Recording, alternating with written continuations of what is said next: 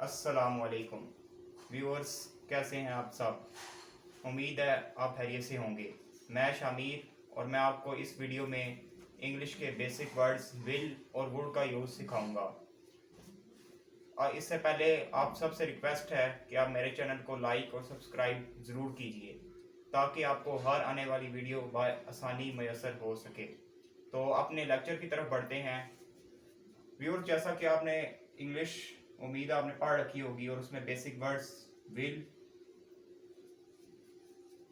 और वुड भी पढ़े होंगे,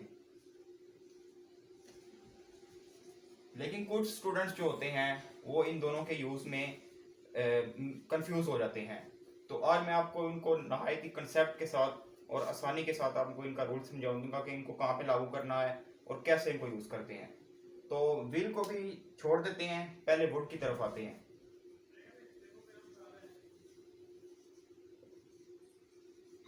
वुड नाजरीन, इससे के पहले मैं वुड के यूज़ की तरफ बढ़ूं, मैं आपको आपके माजी की तरफ लेके जाना चाहता हूं। यानी आप अपने बचपन में चले जाएं। आप एक ख्याल करें कि मैं अभी बचपन में हूं और आपने बचपन में कुछ सोचनी है। जैसा कि आपने सोचना है कुछ भी, तो मैं थॉट यानी सोचा आपने कुछ बचपन में। आप अभी मुस्तकबिल में नहीं बैठे हुए बल्कि माजी में चले गए हैं, अपने बचपन में बैठे हुए हैं। यानी आप अभी 2020 में नहीं हैं, 2011 में हैं, या कुछ 2010 में होंगे, कुछ 2008 में, कुछ 2009 में। आप कुछ माजी में बैठ कर कुछ सोच रहे हैं, यानी थॉट कर रहे हैं कुछ। उसके बाद आप कुछ प्लान कर रहे हैं, कुछ प्लान कर रहे हैं कि मैं 2020 में इधर जाऊंगा, या 2020 में मैं मंटू पार्क का विजिट करूंगा, लाहौर बाग पार्क का विजिट करूंगा। ये आप माजी में चाइल्डहुड में अपने बचपन में बैठ कर सोच रहे हैं, एक ख्याल तस्वर कर रहे हैं, एक इमेजिनेशन कर रहे हैं। दूसरा हो गया प्लान। पहला था कोई सोच रहे हैं कुछ भी। दूसरा था प्लान, यानी कोई आप प्लान तैयार कर रहे हैं, मंसूबा तैयार कर रहे हैं कि मैं ये काम करूंगा।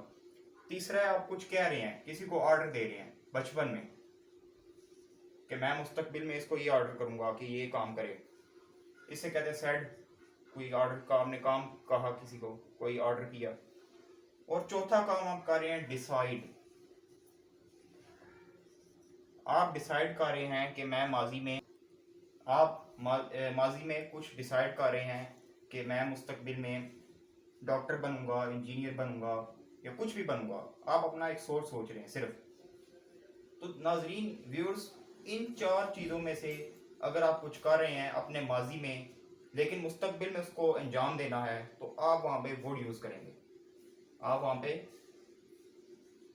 वुड यूज़ करेंगे। आप माजी में बैठकर सोच रहे हैं कुछ, अपने जहन में तसव्वुर कर रहे हैं कि मैं मुस्तकबिल में फलां काम करूँगा, तो आप उसके लिए लफ्ज़ वुड यूज़ करेंगे। अब मैं इसकी कुछ आपको मिसालें देता हूँ।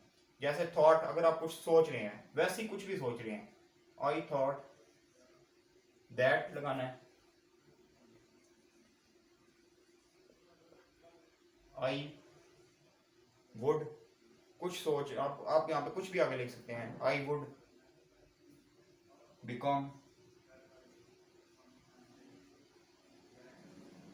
स्कॉलर।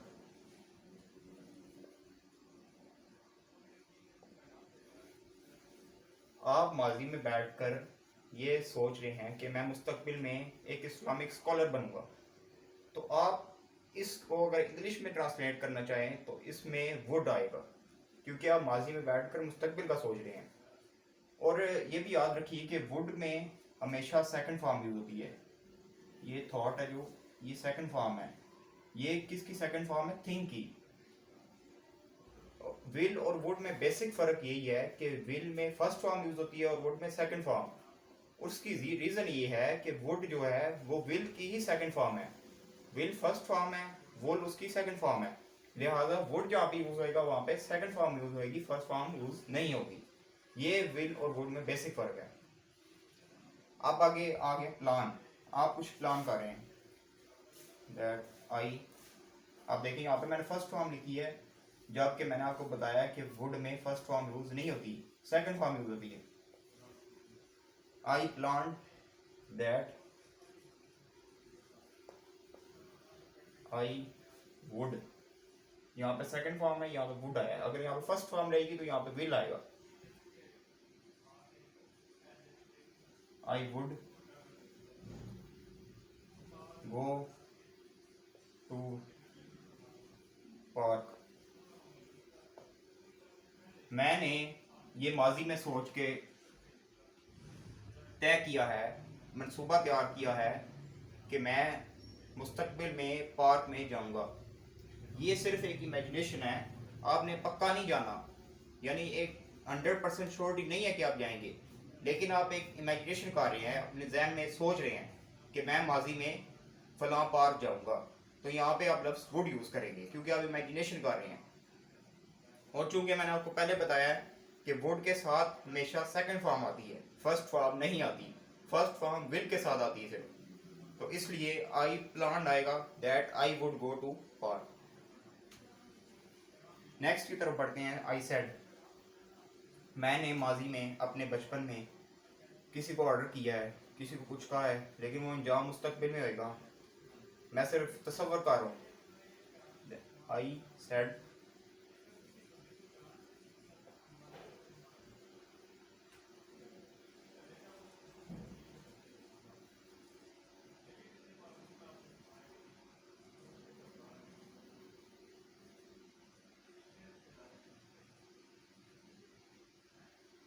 मैं अपने बचपन में, क्योंकि आप, मैं आपको पहले बताया कि आप अभी 2020 में नहीं बैठे हुए, आप 2011 में हैं, कुछ मैंने आपको बताया 2008 में होंगे, कुछ 2009 में होंगे।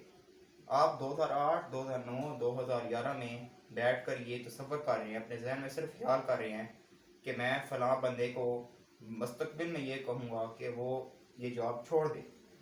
उसको कोई ऑर्डर कर रहे हैं, लेकिन सिर्फ ख्याल में है, तसव्वुर में है, ये कोई 100% श्योरिटी नहीं है कि ऐसा होगा। तो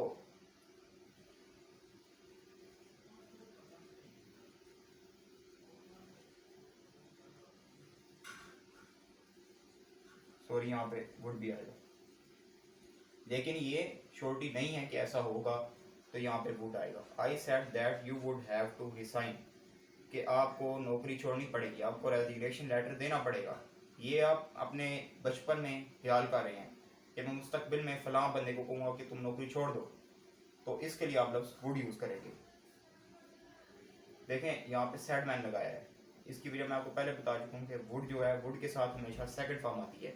सेड की फर्स्ट फॉर्म से है। अगर यहाँ पे मैं विल लगाता इसकी जगह, तो फिर मैं यहाँ पे फर्स्ट फॉर्म यूज करता, I say that I will say you to resign, फिर मैं यहाँ पे ये जुमला लिखता।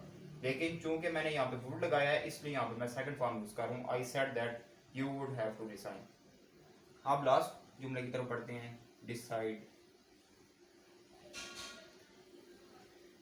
अब पहले तो आपने मेरी यहाँ पे गलती एक निकालनी है, वो मैं आपसे बाद में पूछूंगा, अपने कमेंट्स में भी वो मुझे बताना है कि इसमें मैंने पहले क्या गलती की।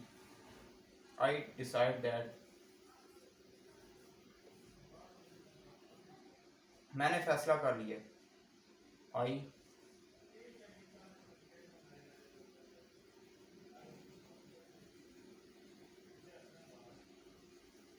आई वुड बिकम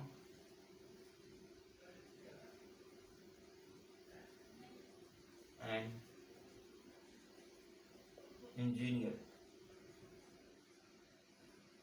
मैं अपने चाइल्डहुड में, बचपन में ये फैसला कर रहा हूँ कि मैं इंजीनियर बनूंगा। लेकिन कब कर रहा हूँ? बचपन में, चाइल्डहुड में। मुस्तकबिल में उसको अंजाम देना है और सिर्फ ख्याल है, एक तसव्वुर कर रहा हूँ मैं, कोई इस पर 100% श्योरिटी नहीं है कि ऐसा होगा, तो उसके लिए वुड यूज़ करेंगे। अब यहाँ पे मैंने कोई मिस्टेक की है, आप वो कमेंट्स में भी ज़रूर बताइएगा कि मैंने यहाँ पे क्या मिस्टेक की है। अभी तो मैं आपको ये बता देता हूँ, लेकिन इंशाल्लाह आपने भी इसकी ट्राई करना है ताकि आपको इसका कंसेप्ट अच्छी तरह समझ आ जाए। देखिए मिस्टेक मैंने यहाँ पे ये की है कि मैंने आपको बताया विल में फर्स्ट फॉर्म आती है और वुड लगेगा तो सेकंड फॉर्म आएगी, तो मैंने तो डिसाइड के साथ फर्स्ट फॉर्म लगाई है। इसकी सेकंड फॉर्म क्या है? डिसाइडेड, तो यहाँ पे डी लगा देना है। अब ये कंप्लीट सेंटेंस हो गया, I decided that I would become an engineer. अब ये तो था लफ्ज वुड का यूज। अब ये हम बढ़ते हैं लफ्ज विल की तरफ। लफ्ज, तो अब हम लफ्ज विल की तरफ बढ़ते हैं। विल, पहले मैं आपको वुड का यूज बता चुका हूँ, आप विल की तरफ जाते हैं। देखिए आपने मेरा सारा लेक्चर सुना वुड के बारे में। आप इस लेक्चर को सुनने के बाद आप जो काम मुस्तकबिल में करेंगे उसके लिए लफ्ज विल यूज करेंगे। आप लेक्चर सुनने के बाद जो काम मुस्तकबिल में करेंगे उसके लिए लफ्ज विल यूज करेंगे। लेकिन विल और वुड में मैं बुनियादी फ़र्क आपको पहले बता चुका हूँ। विल में फर्स्ट फॉर्म आती है और वुड में सेकंड फॉर्म।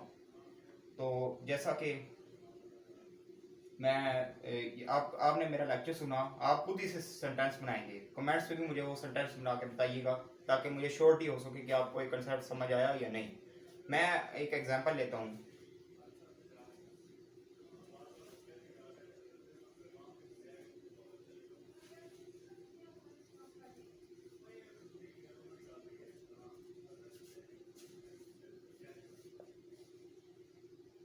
सॉरी,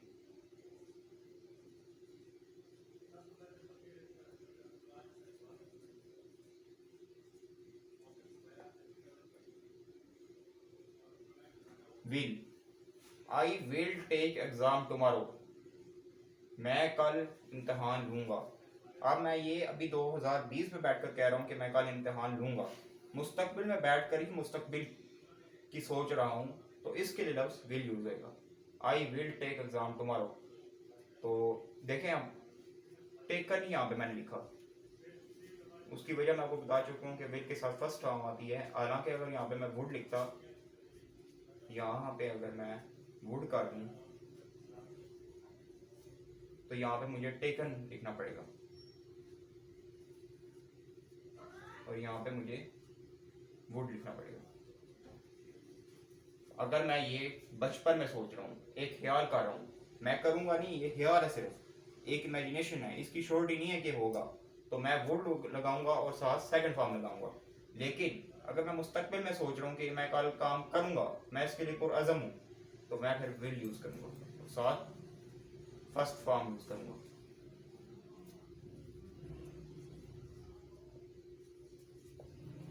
इस तरह की दोस्तों बेशुमार मिसालें बन सकती हैं विल और वुड की। तो आपसे गुजारिश ये है कि आप कमेंट्स में मुझे इस तरह की तकरीबन 10 मिसालें बनाकर ज़रूर सेंड कीजिएगा ताकि मुझे ये एतमाद हो सके कि आपको ये लेक्चर आसानी से समझ आ गया है।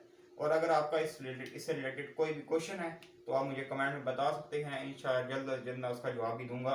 और आखिर में एक और इल्तमास है कि आप मेरे चैनल को सब्सक्राइब लाइक ज़रूर कीजिएगा और ये जो लेक्चर है ये अपने दोस्तों से शेयर भी कीजिए ताकि जिन हजरात को बेसिक इंग्लिश नहीं आती वो भी इससे मुस्तफीद हो सकें। तो अल्लाह हाफिज़। आपके लिए इंशाल्लाह अगले लेक्चर में मुलाकात होती है। अल्लाह हाफिज़।